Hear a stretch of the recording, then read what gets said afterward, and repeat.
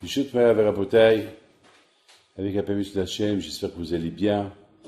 Que je vous protège, je vous donne la santé, bracha v'atzlaha, et avec Hachem, que vous soyez bien. Passez une bonne semaine. Cette semaine, si Dieu veut, c'est la Chodesh Nissan, le mois des miracles. Le mois de Nissan, nous avons été libérés de l'Égypte. Et on dit que le mois de Nissan, nous allons, Be'ezat Hashem, recevoir Mashiach. Avec tous les signes que nous avons aujourd'hui, on ne peut que l'espérer. Bien sûr, il y a ceux qui vont dire, mais ça fait longtemps. Justement, vous savez, le Rambam, il dit, Anima ami be'emuna chez les mages. Je crois, avec une grande émouna, que Mashiach va venir. Et même s'il ne vient pas, je l'attends. Il faut continuer à prier. Le cours d'aujourd'hui, ça va être, nous allons parler de la force de la prière. La force de la prière que chacun de nous peut prier. Et vous savez une chose, c'est vrai, vous allez voir des rabbins pour recevoir des brachot, c'est vrai, c'est bien. Et il faut savoir que vous êtes capable de prier pour vous-même. Moi, j'ai eu l'expérience cette semaine, et Hachem est témoin. Cette expérience que j'ai eue, elle est inimaginable. Inimaginable. Inimaginable.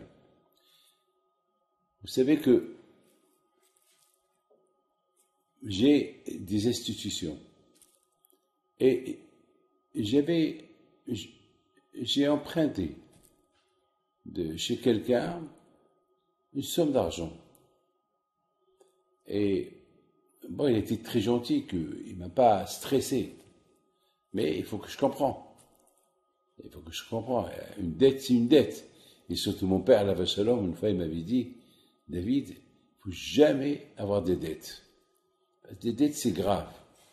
C'est grave. Les dettes, surtout, lorsqu'on parle des sommes importantes, à la rigueur, c'est mieux. Vous avez quelqu'un qui vient chez moi cette semaine. Il me dit, Rabbi David, je ne sais pas quoi faire. J'avais beaucoup de moyens. Malheureusement, j'ai fait des mauvaises affaires. Et avec la guerre entre l'Ukraine et la Russie, j'ai perdu beaucoup d'argent et j'étais obligé d'emprunter de l'argent. Et maintenant, celui qui m'a prêté de l'argent, c'était pour quelques jours, j'étais fixé avec les banques et tout. Alors, maintenant, il faut que je range, je ne sais pas quoi faire. Et je peux le laisser attendre ou je vends la maison et je me débarrasse. Je lui dis, vends la maison et débarrasse-toi de ta dette. Vends la maison, parce que c'est pas vivable. Mais dire comment je vais faire, comment je vais vivre. Écoute-moi, tu vas louer une maison, c'est tout. Lorsque tu t'es marié, tu avais une maison? Non, tu étais en location. Ah, tu loues une maison et débarrasse-toi de ces dettes, comme ça tu dors tranquille et tu vis tranquille. Mes amis, il s'est passé que j'ai mis dans ma tête, il faut que je paye. Mais il faut que je paye, d'accord, mais comment?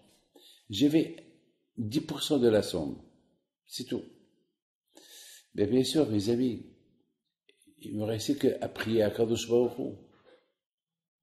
Et voilà, le monsieur, pendant que je recevais les gens, il vient chez moi et il m'a dit, Rabbi David, j'ai honte de vous demander, mais j'ai besoin de l'argent.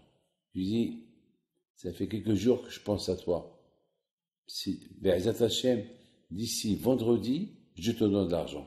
Ton argent d'ici vendredi. Là, comment j'ai lui donner cet argent d'ici vendredi? Donc il me restait qu'à prier à Kadosh Baruch Hu. Et vraiment, j'ai prié, j'ai dit Hachem, ce monsieur-là, toi tu lui dois, c'est pas moi qui lui dois. Parce que l'argent qu'il m'a prêté, c'est pour la yeshiva. Alors la yeshiva, elle n'est pas à moi, la yeshiva, c'est à toi. Ceux qui étudient la Torah, c'est ta Torah qu'ils étudient. C'est pas c'est ta dette, c'est pas la mienne. Alors Hachem, attends, toi tu es bien tranquille là-haut et moi j'en souffre en bas. Non, on peut pas. Ça peut pas aller comme ça. Alors, s'il te plaît, aide-moi. Aide-moi de ton côté, moi aussi j'ai fait des efforts de l'autre côté. Et voilà, ça c'était jeudi, hein. Je, je rigole pas, hein. C'était jeudi. Alors jeudi, j'ai commencé à voir qu'est-ce que j'avais de disponible. J'avais 10% de disponible, 10, 15% de la somme disponible. Et le reste, comment ça va venir? Et voilà, Rabotaï, le même jour, il y a quelqu'un qui vient chez moi, me dit, Rabbi David, si cela ne vous dérange pas, j'ai bien envie de, de payer un don que ça fait longtemps que je ne l'ai pas payé. Je dis, pourquoi tu n'as pas payé? Il m'a dit, je ne sais pas pourquoi je ne l'ai pas payé. Je ne sais pas pourquoi je ne l'ai pas payé. Chaque fois, je dis, je vais le payer, je vais le payer. Alors, je sais que ce monsieur-là faisait beaucoup, il achetait des dons et il ne payait pas. Il ne payait pas, mais on ne va pas lui faire honte. Il ne payait pas. Mais c'est pas vrai. C'est qu'il avait l'intention de payer, mais toujours il disait aujourd'hui, demain, aujourd'hui, demain. Et voilà, il vient chez moi, il me dit, j'ai envie de payer. Je dis, très bien. Alors, tu payes, paye, que Hachem t'aide et tout. Je vois qu'il m'a couvert 30% de la dette. Tous les dons de 4, 5, 6 ans, il les avait calculés et je me suis renseigné. Et c'est exactement 30% de la dette que j'avais. Alors maintenant, j'avais 12% plus 30%, ça fait 42%. Voilà mes amis, encore le soir, avant que je quitte le bureau. Encore, encore quelqu'un qui m'appelle, sa femme, elle est en train d'accoucher, et c'est son 7e enfant. Elle avait des problèmes. Et le bébé, il a un arrêt cardiaque. Et voilà, il me dit, Rabbi David, je vous en prie, une bracha pour que le bébé il soit viable, pour que ma femme, elle accouche en bonne et parfaite santé. Et Rabbi David, je fais un don, je fais un don de temps. Alors, j'ai écouté de temps, ben, j'ai compris que maintenant j'ai les 60% de la dette. Alors je dis, ben, Hachem, que tout se va bien, je t'en prie, appelle-moi dès les heures à venir. Il m'appelle une demi-heure plus tard. Il dit, bon Hachem, ma femme elle a accouché, et demain matin, je viens vous apporter ce que j'ai. Maintenant, il me manquait 40%. J'ai maintenant les 60%. Hachem, il est témoin. Avant Shabbat, il y a encore quelqu'un qui vient chez moi à la maison, il tape à la porte. Il me dit, je m'excuse que je vous dérange, mais j'ai fait un vœu que si ça marche ça et ça marche ça et ça marche ça, je vous apporte tant. Je lui dis, tu peux me dire combien? Parce que j'ai une dette, et par rapport à cette dette-là, j'ai fait Hachem, j'ai fait souffrir Hachem depuis 2 jours avec une dette que j'avais, et j'ai accusé Hachem que c'est sa dette, c'est pas la mienne, et je lui ai donné avant Shabbat, il faut qu'il me la rende, pour que je paye la dette. Tu peux me dire, je voudrais la parole d'honneur. C'était exactement les 40% que j'avais. J'avais les 100% de la dette entre mes mains. J'appelle le monsieur, je lui dis, voilà, d'ici dimanche, tu auras ton argent. Voilà, tu vas recevoir un chèque bancaire de la banque, tu auras ton argent d'ici dimanche, maximum dimanche après-midi. Aujourd'hui, Rabotaï, je peux vous dire, il a reçu par la banque la dette que je lui devais. Mes amis, c'est Hachem. Mes amis, il faut y croire. Il faut y croire. C'est tout. Vous savez, mes amis, ce que je voudrais vous dire, il y a une histoire que la Gemara nous raconte, dans la Gemara de Ta'anit. Il y avait un grand tzaddik qui s'appelle Honi Amagal. Aujourd'hui, il est enterré en Israël, pas loin de Tveria, pas loin de Tzfat. souvent je vais le pèleriner. On est à Ma'agal. Et je vous conseille d'aller le pèleriner lorsque vous êtes en Israël. Je me rappelle, il y avait une fois un monsieur qui était paralysé, un ami à mon père, et mon père, il a fait sa aliyah, il a demandé sur ce monsieur-là comment il va Moshe Lévi. Ils ont dit, le pauvre, il est paralysé. Il a eu de la peine, il va lui rendre visite. Et mon père, la Shalom, il lui dit, tu sais quoi? J'ai découvert un grand tzaddik en Israël, et toujours, j'avais envie d'aller le pèleriner, mais là, je viens d'arriver, et je voudrais bien que tu vas le pèleriner, et j'envoie avec toi mon fils Rabbi Haïm. Il va pèleriner avec toi, je te donne la canne de Rabbi Haïm Pinto, va le pèleriner. Mes amis, ce monsieur-là, il est décédé, mais ses enfants, ils sont encore vivants à Ashdod. Et mon père, il appelle Rabbi Haïm, il lui dit, vendredi matin, vous prenez un taxi, vous allez à Honia Ma'agal, chez Pèlerini Honia Ma'agal, prenez avec vous monsieur Lévy et ses enfants, et ils ont loué une petite camionnette, ils sont tous partis avec la canne de Rabbi Haïm Pinto. Et le monsieur Lévy était paralysé. Je vous dis qu'il était paralysé. À cette époque, il n'y avait pas que les chaises roulantes. Donc ça veut dire que le pauvre, on le levait sur une chaise. Et voilà, ils arrivent à Honia Ma'agal vers midi, et ils rentrent à la grotte. Il fallait descendre les escaliers. Aujourd'hui, ils l'ont bien rangé, mais à l'époque, c'était très très dur à l'époque.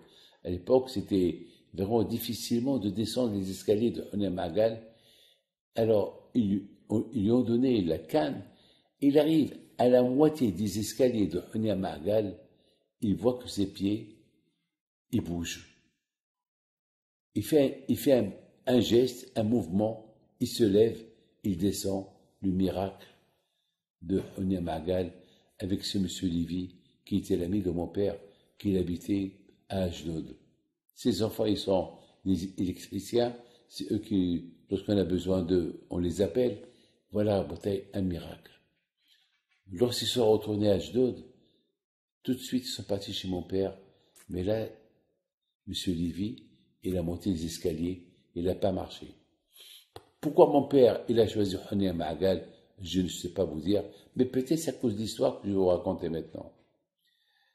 Honia Ma'agal, à son époque, il y avait la sécheresse.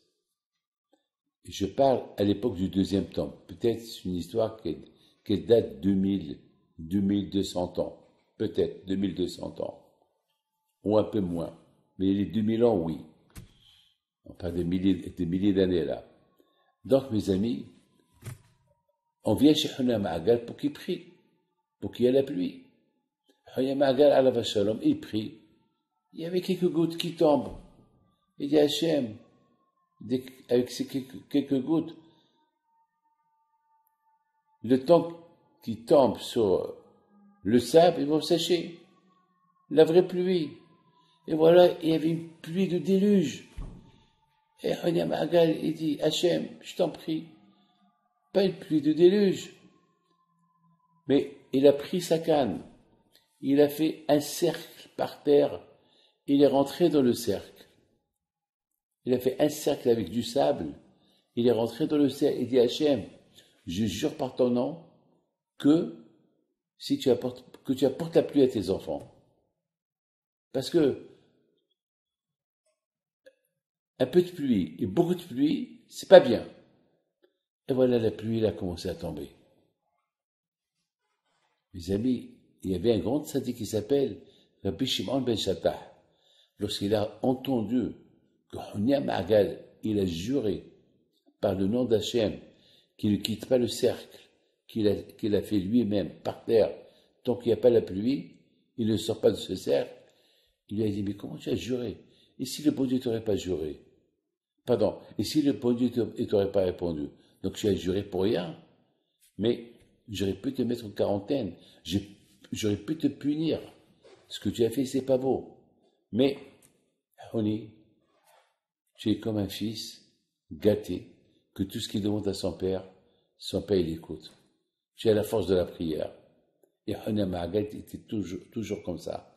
C'était un homme de prière, toujours un homme de prière. Et il paraît que, d'après la Gemara, que même son fils et son petit-fils, ils avaient cette force de la prière. Comment on a cette force de la prière? Cette force de la prière, c'est la Emouna. C'est vrai, il faut aller chez des rabbins recevoir la bracha, mais ça ne veut pas dire qu'il faut compter que sur le rabbin. Il faut compter sur vous aussi. Vous savez, lorsque quelqu'un est malade, c'est vrai, il faut aller chez le rabbin demander une bracha pour la guérison. C'est vrai, il faut aller chez le médecin, mais il faut prier toi aussi. Tu as une bouche, il faut prier. Pour le mariage, il faut prier. Ben, si on prie pas, vous savez, j'ai reçu une femme qui n'a pas d'enfant. Et tout le temps, elle vient. Elle n'a pas d'enfant. Tout le temps, elle vient tout le temps. Elle vient. J'ai eu d'appel pour elle. Un jour, je lui ai dit, Madame, est-ce que tu pries? Elle me dit, mais bien sûr que je prie. Je lui ai dit, non, c'est pas possible. C'est pas possible. Parce que le fait que tu viennes chez moi tout le temps, c'est que tu n'es pas désespéré. C'est que tu as encore comment ça s'appelle, l'aïmouna, qu'un jour tu peux avoir des enfants. Alors il faut bien prier. Alors qu'est-ce qu'elle me regarde, elle me dit, mais je prie. Je dis, écoute-moi, je te crois pas. Elle me dit, bon, ça va. Alors je vais prier. Alors je veux un garçon blond. Quoi, madame? Je veux un garçon blond aux yeux verts. J'ai dit, madame, quand vous êtes marié avec quelqu'un de Danemark, quelqu'un de Norvège, vous êtes marié avec qui? Alors, regarde, vous êtes brune. C'est quoi? Vous êtes en train de faire sur commande un garçon blanc? Mais attends, c'est quoi ça? Il me dit, eh ben, si je prie, et Hachem va accepter ma prière, alors autant que je prie bien, et pourquoi pas? Ben, je demande ce que je veux. Je dis, madame, que la kavod. Très bien. Alors, tu as compris la leçon. Mes amis, bon Hachem, sa prière, elle a été acceptée. Vous n'allez pas croire. Ben, elle a eu un garçon aux yeux bleus, un petit blond. Et j'étais son sandak. Comment vous pouvez imaginer ça? Ben, mes amis, c'est que les gens, ils savent pas la force que chacun de nous, il a pour prier au bon Dieu. Hachem, il est là. Et les gens, ils disent, allez, on va aller chez les rabbins qui nous font des brachot. Non. Les rabbins, c'est les rabbins, mais vous, c'est vous. D'ailleurs, chaque jour, on fait la Hamida. Qu'est-ce qu'on fait dans la Hamida? Dans la Hamida, on demande à Kadosh Baruch Hu des demandes. Et on demande. On demande à Hachem. Eh bien, comme qu'on demande à la Hamida, il faut vraiment réfléchir, il faut bien penser ce qu'on demande. Et lorsque tu penses ce que tu demandes, Kadosh Baruch Hu te donne ce que tu demandes. Et c'est ça la chose la plus importante. La chose la plus importante aujourd'hui, c'est de dire merci à Hachem que j'ai à qui prier. Merci à Hachem que j'ai quelqu'un à qui je peux demander ce que je veux, il me donne. C'est important, mes amis, ce que je suis en train de vous dire. Vous savez, mes amis, le Shabbat, on dit Nishmat Kol Hay. C'est quoi Nishmat Kol Hay? Ça veut dire qu'on demande à Kadosh Baruch Hu, on dit à Kadosh Baruch Hu, l'âme de chacun, Nishmat Kol Hay, l'âme de chacun de nous était fait des brachot. Merci à Hachem pour l'âme que tu nous as donnée. Merci à Hachem. On dit merci à Kadosh Baruch Hu. Hachamim ils disent, avant que on dise merci à Hachem, il y a un merci qui est très important, qu'on le laisse un peu de côté et on ne pense pas à ce merci-là. Lequel? Nishmat, c'est du verbe nishima. Nishima, c'est la respiration. Lorsqu'on respire. Beaucoup de fois, le médecin vient chez vous pour vous ausculter, il vous dit respirez, arrêtez, respirez, ouvrez la bouche et respirez, fermez la bouche et respirez, pour entendre pour entendre un peu les poumons, comment ils réagissent avec la respiration. Mes amis, il y a le Shabbat, on dit merci à Hachem pour chaque respiration qu'on fait. Parce que Hachim, si on ne respire pas, on meurt. Est-ce qu'on pense à dire merci à Kadosh Baruch Hu pour cette respiration qu'on respire gratuitement? On ne la paye même pas. Vous savez, aujourd'hui, mes amis, avec le corona, combien des gens, ils ont dépensé des milliers, des millions pour vivre, pour ne pas perdre leur respiration avec le corona. Il y a ceux qui sont morts, il y a ceux qui ne sont pas morts, il y a ceux qui sont atteints jusqu'à maintenant. Est-ce qu'on dit merci à Kadosh Baruch Hu? Vous savez, j'ai lu une belle histoire cette semaine. Il y avait quelqu'un qui avait le corona à New York, et il était à l'hôpital, et voilà, le pauvre, il n'arrivait pas à respirer. Donc, à l'hôpital, il lui a apporté la machine à respirer, et chaque fois, le pauvre, il disait, j'arrive pas. Alors, il voulait augmenter la respiration. À un moment donné, on dit, monsieur, on ne peut plus ajouter. On est à la limite. Il n'y a rien à ajouter. S'il y a un problème, on est obligé de te faire un trou dans la gorge pour faire rentrer par la gorge de l'air. Le pauvre, il leur a dit. Alors, ça veut dire que c'est risqué. Vous allez m'endormir. Il se peut que je vais me lever. Il se peut que je ne vais pas me lever. Il leur a dit, écoutez, on va essayer jusqu'à demain matin. Je vais essayer de me maintenir avec ce que je peux respirer. Si vraiment il n'y a plus rien à faire, alors faites ce que vous voulez. Vous savez, pendant quelques secondes, c'est lui qui raconte l'histoire. Et réfléchissez. Il dit, Hachem, c'est de ma faute tout ça. Parce que je t'ai jamais dit merci pour toutes les secondes que je respirais. Pour toutes les secondes. Voilà, maintenant je vois combien tu m'as maintenu jusqu'à l'âge de 50 ans. Comment tu m'as maintenu jusqu'à maintenant, je suis encore vivant. Grâce à toi, Hachem. Et je t'ai jamais dit merci à Hachem. Rien que pour je t'ai dit merci pour l'argent que je gagnais. Merci pour la femme que j'ai trouvée. Merci pour les enfants que j'ai eus. Merci pour les mariages. Merci. Mais je t'ai jamais dit le vrai merci de ma vie. Pour chaque seconde que tu me donnes à respirer. Hachem, laisse-moi vivre. Donne-moi la respiration, normale comme avant. Et je te promets, je vais raconter ton histoire à tout le monde. Je vais dire à tout le monde, à toute ma famille, combien tu es bon, combien on laisse de côté le vrai merci et on pense à autre chose. Alors que ça, c'est la vie que tu nous donnes, Hachem, chaque seconde. Hachem, merci. Tu as créé en nous même des trous de partout. Vous savez, lorsque le corps humain, il ne doit pas avoir plus d'eau que le sang. Et lorsque la personne, elle court, son corps, il crée de l'eau. Mais Hachem, il a fait, parce qu'on transpire. Et lorsqu'on transpire, alors le corps, il jette l'eau en plus qu'il y a dans le corps. L'eau en plus qu'il y a dans le corps.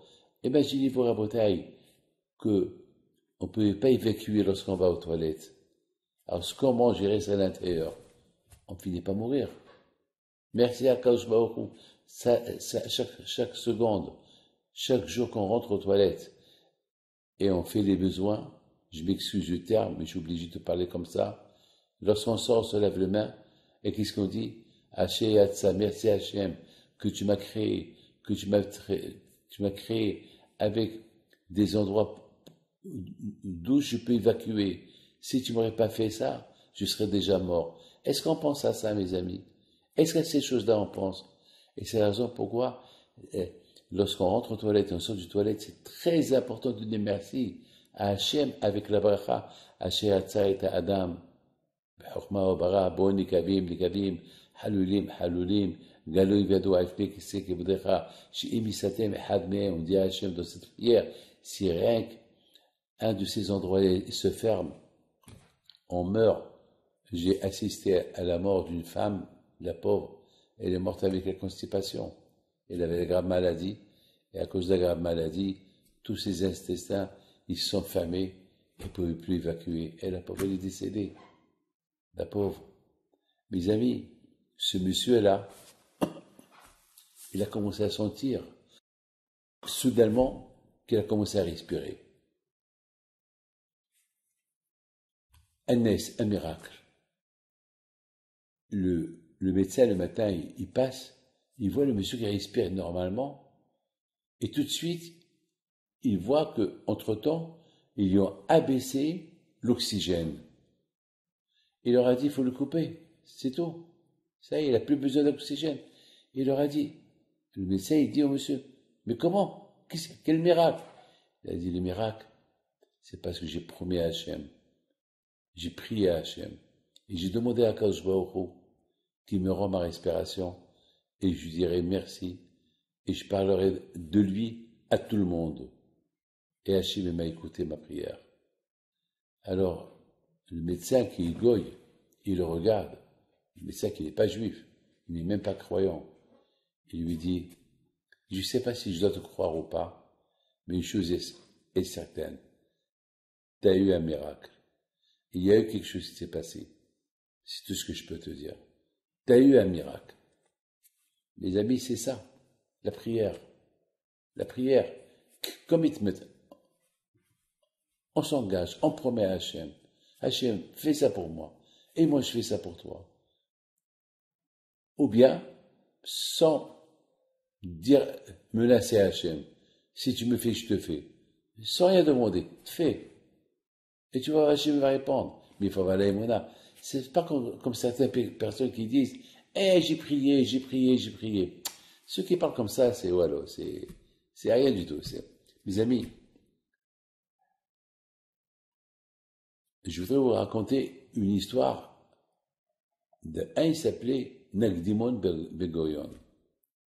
Et là, vous allez comprendre quelque chose. Ce que vous allez comprendre, c'est que beaucoup des fois, on prie, mais on s'habitue à la prière. Et tellement qu'on s'habitue à la prière, jusqu'à qu'on croit qu'on a prié. Mais la prière, il faut qu'elle sorte du cœur. Vous savez, lorsque vous embrassez votre fils, est-ce que vous l'embrassez par habitude? Non, parce que c'est votre fils, parce que vous l'aimez.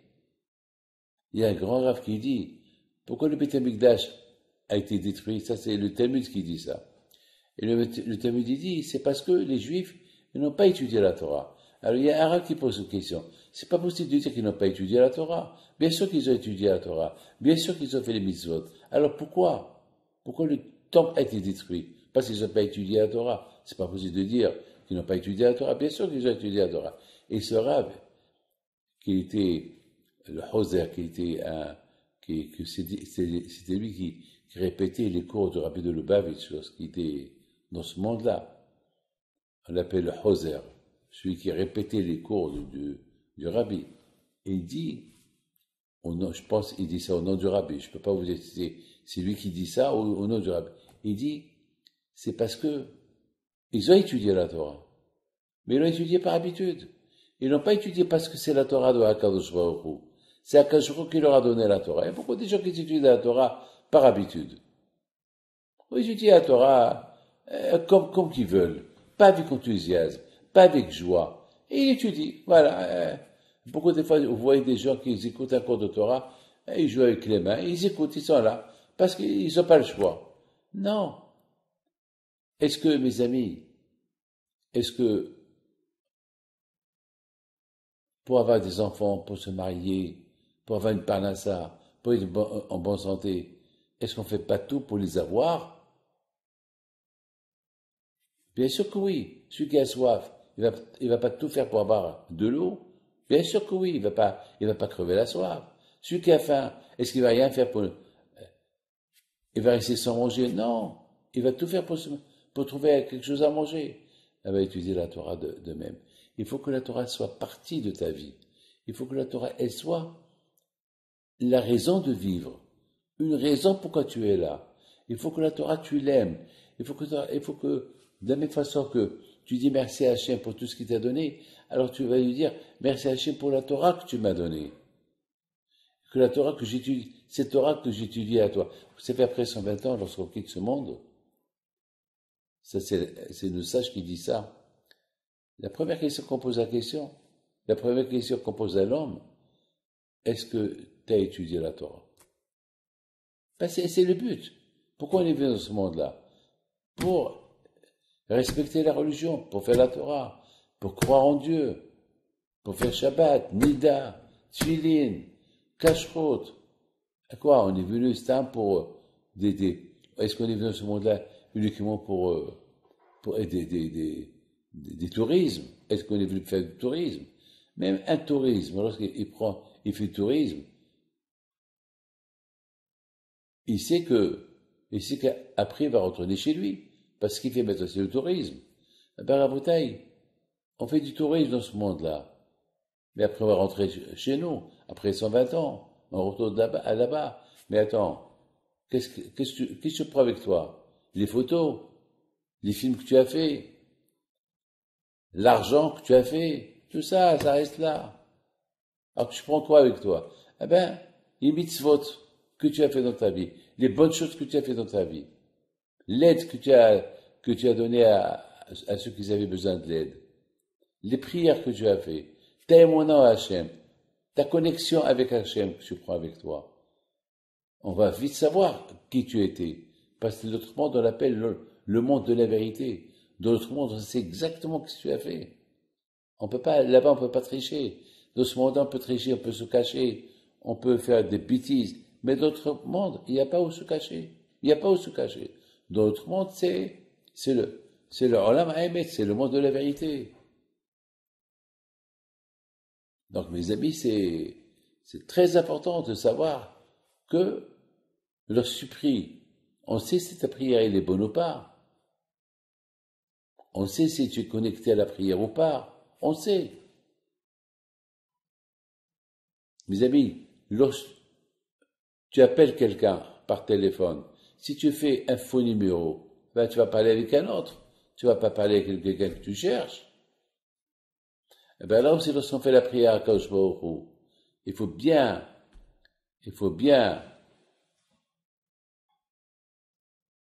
préparer la prière. Il faut que le numéro il soit correct.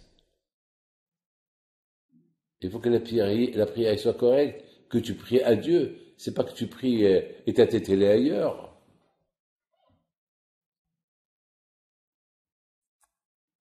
Bien sûr. Vous savez, lorsque vous envoyez un telex, vous envoyez un email, il y a une confirmation pour voir si ça a été reçu à destination. Là aussi, il faut. Comment tu peux savoir que la confirmation que tu as priée elle est montée chez Hachem? Eh ben, tu vas le sentir toi-même après la prière. Si tu te sens heureux, content, ah, je suis super bien, eh ben là, c'est que ta prière est bien montée chez Akadosh Baruch Hu. Mais lorsque tu sors, tu viens avec une tête à la synagogue, et tu sors avec une tête, et ta tête est ailleurs. Le fait que ta tête est ailleurs, c'est qu'il n'y a pas de confirmation. Rien n'a été reçu. Mes amis, je voudrais vous raconter une histoire de Nakdimon Ben Gurion.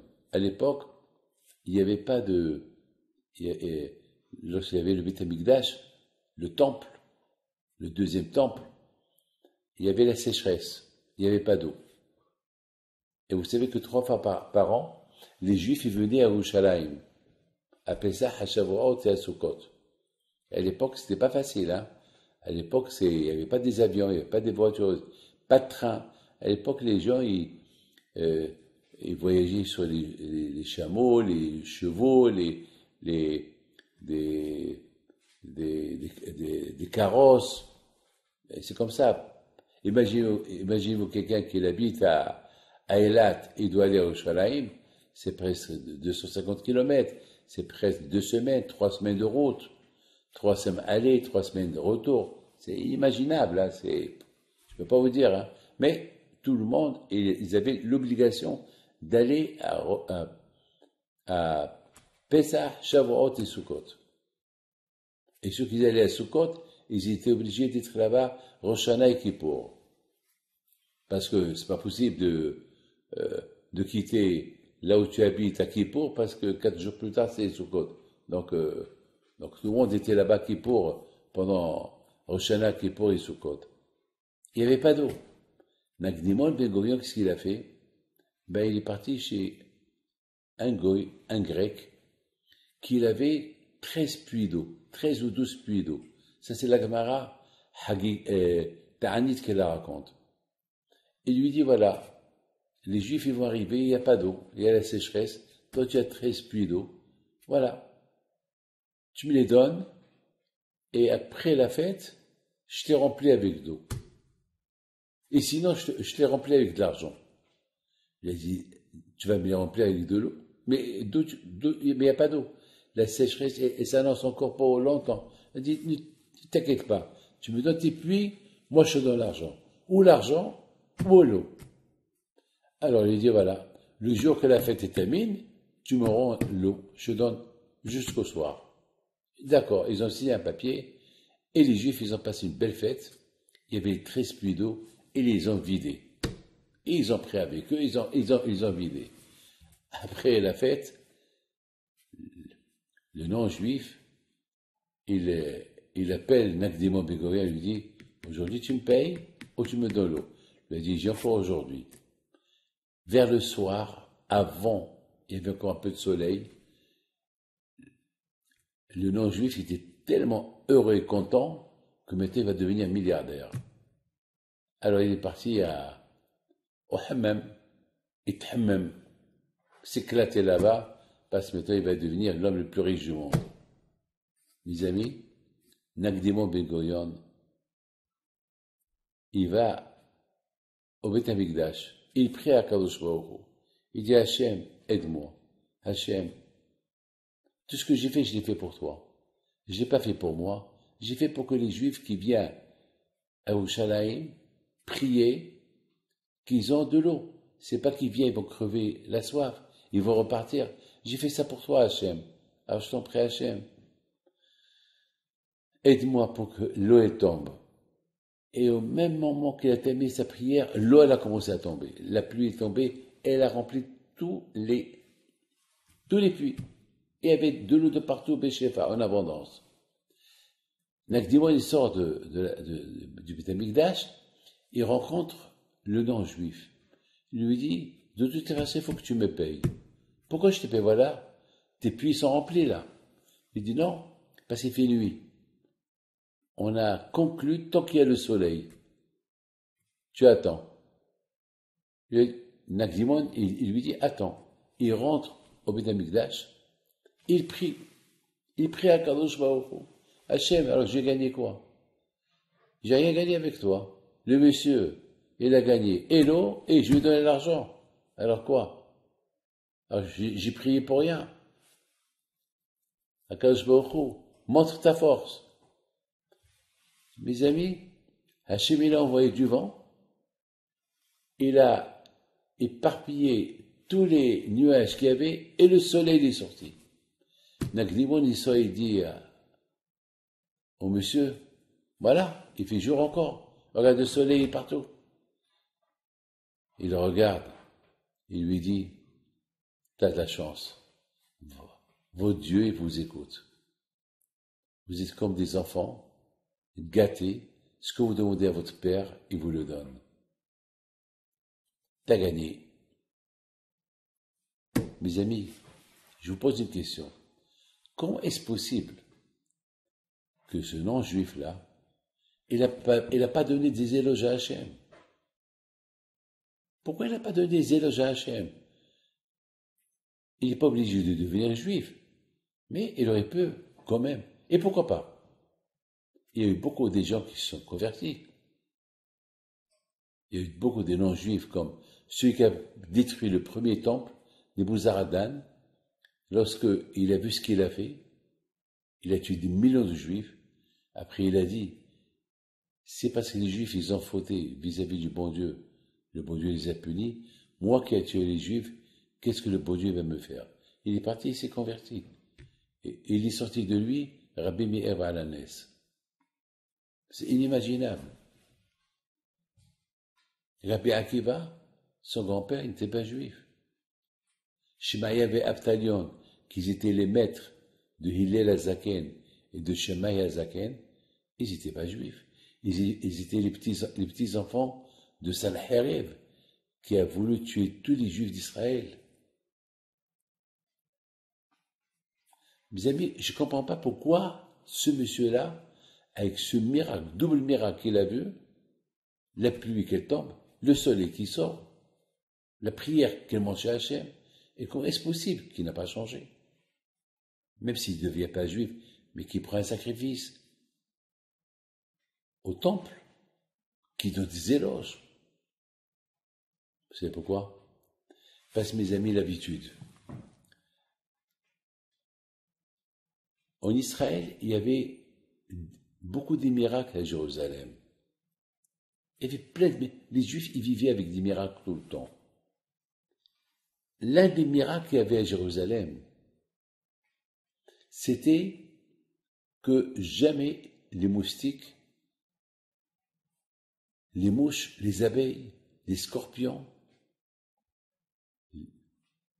les insectes, les serpents, ils étaient à Jérusalem. Alors qu'ils sont attirés par le sang.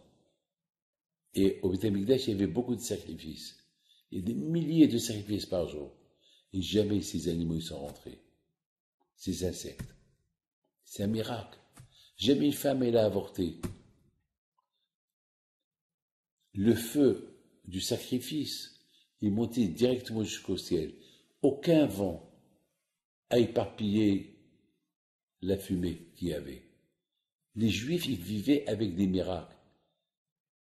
Et à un moment donné, malheureusement, ils s'habituaient à ces miracles. Vous savez, beaucoup de fois, on s'habitue aux miracles.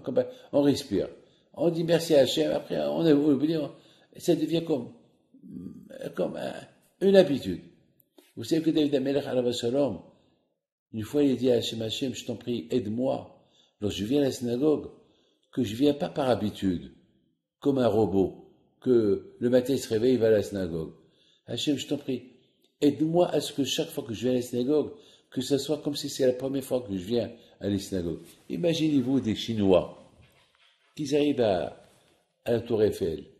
Pour la première fois qu'ils ont vu la Tour Eiffel, les photos, eux les Japonais, des photos. Ça y est, une fois, deux fois. Et après c'est fini. Ils ne vont plus prendre des photos. Et si chaque jour, et si j'habite pas là-bas, ils vont prendre chaque jour des photos. Non, ça y est, ils sont habitués à voir la Tour Eiffel. Ça, elle est là, elle n'a pas bougé de sa place, ça y est. Mes amis, David Amelech, il avait peur que le fait de venir à la synagogue chaque matin, et chaque après-midi, chaque soir, il allait venir comme un robot qu'il est, il est habitué à venir. Il dit, Hachem, je t'en prie, Hachem, aide-moi à ce que chaque fois que je viens, que ça soit comme si c'est la première fois que je viens, que je te kiffe. Mes amis, un couple, lorsqu'il faut un shidour, la première fois, ils se regardent amoureusement, chacun avec un respect, et le hatan, et le garçon, il fait le kavod à sa fiancée, et voilà. Mais une fois qu'ils se voient, et après ils se marient, c'est fini. C'est des claques. C'est comme ça. L'habitude. Mon père et ma mère, jamais mon père, il s'est habitué à ma mère. Toujours, il appelait Madeleine. Il appelait avec des mots, des noms amoureux, comme s'il vient de la connaître. Et ma mère aussi, la façon comme elle se comportait avec lui. Puis c'est vrai, de temps en temps, il y avait des petits problèmes à cause de nous. Mais en général, c'était le respect total. Donc, mes amis, je pense que ce goé-là, ça n'a pas impressionné ce miracle qu'il a vu de Nakdimon Begoyan. Parce qu'il a l'habitude, il sait, ouais, votre Dieu vous fait des miracles. Ouais, votre Dieu vous fait même. Et ils ont l'habitude. Avec le fait déjà que le peuple juif, il vit aujourd'hui, c'est miraculeusement. Mes amis, on a perdu un grand tzaddik. Abraham Kanivski à la Shalom. Il était à côté de nous. Il habitait à côté de nous à Bnei Brak. On le voyait tout le temps. Et malheureusement, on s'est habitué. On s'est habitué par sa présence. Alors, on n'allait pas le voir comme il fallait le faire. Mettons qu'il nous a quittés, alors on est comme des fous. On est comme des orphelins sans lui. On se sent vide. Il y a une tristesse et dommage. Lorsqu'il était là, il était à côté. Aïe, aïe, aïe. Mais tout le monde veut le voir, mais c'est trop tard, il est parti. Hier soir, samedi soir, je suis parti de pèleriner. Vous allez voir quelques photos que j'ai fait. Que son zéro soit avec vous, Keneratson. Et cette semaine, c'est aussi la Iloula de Bishop Pinto, le Rif, que vous allez allumer sa veilleuse plus tard. Que son zéro soit avec vous, Keneratson, avec Abhaim Kanivski, que le zéro soit avec vous. Et que Akadosh Baruch Hu, il vous protège et vous donne la santé, la joie, la prospérité à Keneratson. À très bientôt. Au revoir.